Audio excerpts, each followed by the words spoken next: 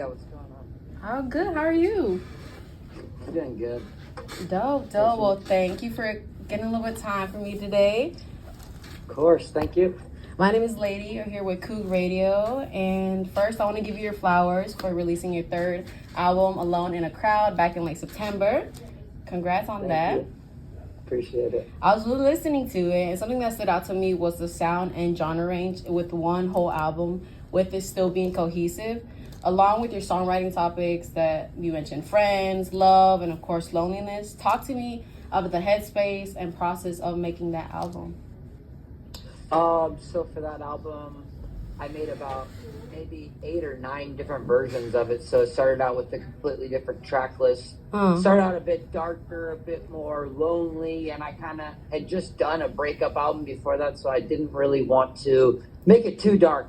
In the process of making it, I fell in love, so I always forget to document the falling in love process. I always document the breakup, and I go to music when I need it the most. It's the one friend that's always there for me. So I found that this time I wanted to capture that and remember to document the falling in love process, put it in a nice little bottle, try to put the top on it to share it with other people. But one thing about my style is I really am just get bored easily, and I am a very versatile type of person. So for me, stylistically, I can't really make an album for the most part unless I am just exploring a lot of different styles. And the thing that lets me get away with that is because I write every lyric, I write every melody, I produce every song. I played 80% of the instruments on this, so it allows it to have a bit of a cohesive sound, even if it's made over the course of years, even if it's made over the course of different people and different styles. Yeah, because I heard that. I was like, in some songs, it's a lot of pop, EDM, but then things like, there's 3 run track, there's a very hip-hop face. I was like, hold on, I didn't know he could rap like this. So that was super sick to hear. Thank you, I appreciate that. Yeah, for me, I love rapping, but I don't know, I just wanted to be, I don't want to be a rapper, or especially a white rapper. I think it's just, for me, it's a little cringe, but I would love to have it as a secret weapon and be a guy who can rap when it calls for it. And for me, I have such a deep love for hip hop, and I've studied it for so many years, but I kind of wanted to just have it be something that I could bring in as kind of a secret weapon. It is. That's what blew me away. I was like, hold on. So congrats on that. And this is your third album in, right? Yes, that is correct. What is something that's become easier and harder when making albums? Now this is your third one in. I would say what's become easier is getting the label to approve my albums. That's been the biggest headache of them all, because the first album, it took 5 years to get them to approve it. So that's been nice to be able to speed the process up, because I'm stuck in a long-term deal and I'm trying to get out of it. So basically that's been easier each album. The harder part for me is probably, I don't know, I think, how do you reinvent yourself? How do you do new things, keeping your own audience on their toes without turning on them completely? Because my first album, it was very eclectic, like this album. Yeah. But the second album, I kind of wanted to just flip it on its head and really not only troll my audience, but just troll the country audience. So I made a fake country album.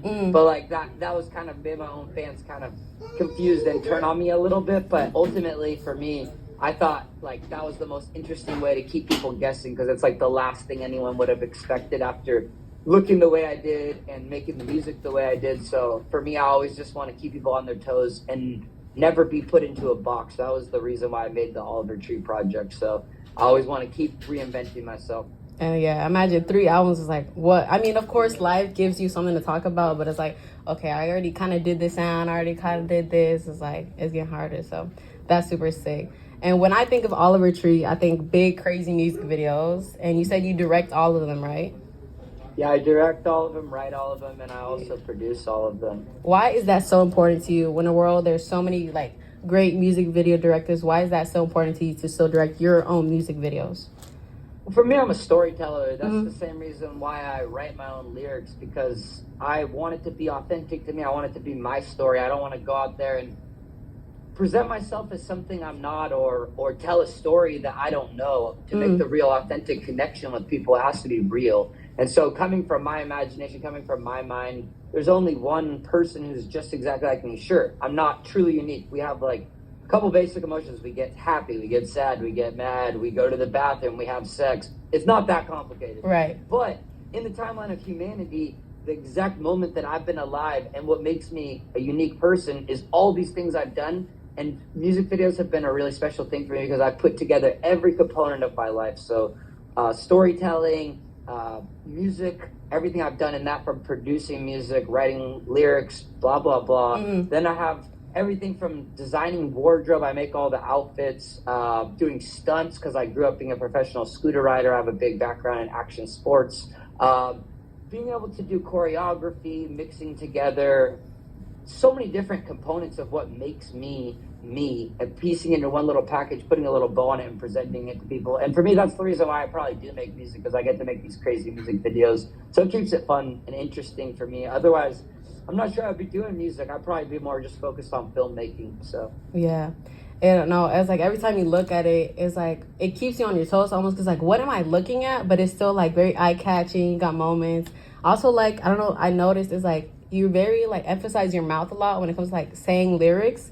And so like it keeps you like listening and watching at the same time. So like it's super cool. Like I hear you, but I also see you during that whole music video, which is super tight. Super tight. Thank you. I appreciate that. And you said you produced a lot of the tracks on this album, right? Yeah, every song I ever released, those Oliver Tree song, I produced, at least as the lead producer. I have other people who help me, but on this album, there's songs I produced by myself as well. But for me, like, making music by yourself is just a lonely endeavor. I spent years doing that, and I much prefer to do it with my friends. So most of the record is just me and my friends making music, and then there's somewhere it's just me. But it's a little bit boring to just make music by yourself all the time. Yeah, my favorite beat on this project was Ugly Side, just because let's switch up in the high. I was like, ding, ding. I was like, oh. Yeah. What is your... So, I'm honored you say that, because that one I produced by myself. So oh, for all the way? Yeah, I made the drums and everything, so that's one of my beats. The one that catch in my ear was like the high. I don't know what it is. What was that? Like the beep? It's a synth. Yeah. That one was sick. I like that one. I was like, hold on, get a nasty face in it. What is your favorite produced track on the album, though? For me, it might be Ugly Side as well. That one's a special one because it's just so zany and off the wall, and like it hits you with such a curveball. It's like a punch to your face. Yeah, because you did a little poppy, and then out of nowhere it's just rap. I was like, and then ding, ding. I was like, LA, like California, Compton, all that. You know what I'm saying? Thank you. What you said with music videos, right? It is so outrageous, but I always wondered, I was like, because you have just such these crazy ideas. What is one outrageous thing that just didn't happen? Let's say, like, you wanted a giraffe in a music video, like, or something like, God damn, people just said no or couldn't happen. Pretty much most of my ideas couldn't happen, but I wanted to build an entire building that was movable on the floor so I could dance around, inspired by Jamiroquai, but building it based on my grandmother's house. And I never was able to do it yet, but I'm hoping to still do it one day. And also, I spent like a year developing this fashion show, and I never got to do that. So hopefully things like that I can bring to life eventually when I get the funding. There's a little clip of like a fashion show sense in one of your music videos, right? It's like people just standing on the side to it. Yeah, I explored a little bit with this next album, and I've been designing for the last 2 years. All the outfits that I wear are stuff I designed. So I've been getting into designing for the sake of my music videos and for my personas. But yeah, basically I've made some really, really next level fashion stuff that I haven't really had the opportunity to roll out because I've been busy touring and promoting the album and doing X, Y, and Z. And touring, where are you right now when it comes to tour? I know you just started, but where are you right now? Well, technically speaking, I've been touring for the last 3 months. I did Indonesia, then I did Australia, Europe, the UK. Then I went to Antarctica, played 3 DJ sets there. And I've been to all 7 continents in the last 3 months. And then I'm in Toronto right now. I'm actually about to catch a flight to Boston, and about to leave right after this call. No worries. And then I saw a comment. It says Oliver Tree shows or concerts aren't really concerts. They're more like shows. And you're currently a U.S. Lega tour. And how are you excited for that new show? Like, is there something you could preview to people who've never been to Oliver Tree show? Yeah, so this show is something I've been working on for 5 years. I've invested over $5 million. I don't live in a house. I don't rent a house. I don't own a house. I put all this money into this show. So it's really a weird fusion of art, technology, and entertainment. And it's a mixture of a movie, a TV show, a play, as well as obviously a concert. Then you have a mixture of stand-up comedy, motivational speaking, scooter tricks. I do some WWE wrestling, karate, as well as belly dancing. So it's pretty much fusion, and then the music covers pop, rock music, hip hop. You get dance music, electronic, folk, country. So it's really 360. You got classical music even. So I got a little orchestra that plays with me. It's a pretty crazy experience. That's something I'm really excited about. I know how that must be exciting just to bring it out, because like I was seeing clips on it. It's just like colors. I seen an alien. I seen so many different types of stuff. I was like, I wonder like how it is in person. So I'm from Texas and Houston, so I was like, I'm gonna have to catch that show just to see like how Ollertree is in person and in concert. So I'm super excited for that for you. Amazing. Yeah, I hope you can see it. I surf on a cow. I got like 6 foot tall guitars. I got some pretty crazy stuff playing, so I'm pretty pumped. Dope. Before I let you go, you say you're about to catch a flight, go to head of Boston here in the U.S. When it comes to music video, where do you want to take? Are you planning like a film, full produce? Because I know like Vince Staples just announced his own show on Netflix. So I'm like, that's super dope. It's something that you would be interested in?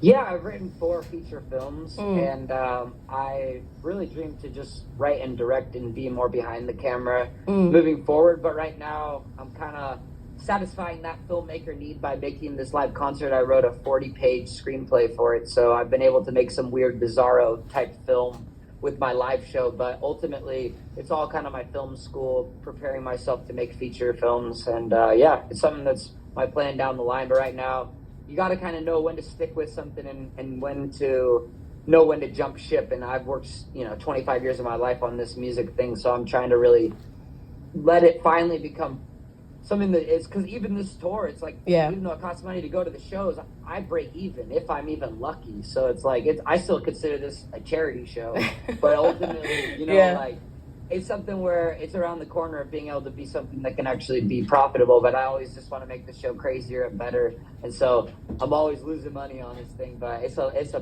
passion project, a labor of love. That's amazing. And I bet the fans make it all worth it. And people saying screaming, crying, throwing up all in front of that barricade.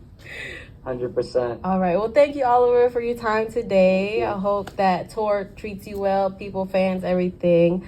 Make sure to listen to the most recent album, Alone in the Crowd. There's some surprises in there for the hip-hop lovers like me. There's some prizes in there for you. And he's also on tour, so catch him if you can. Thank you, Oliver.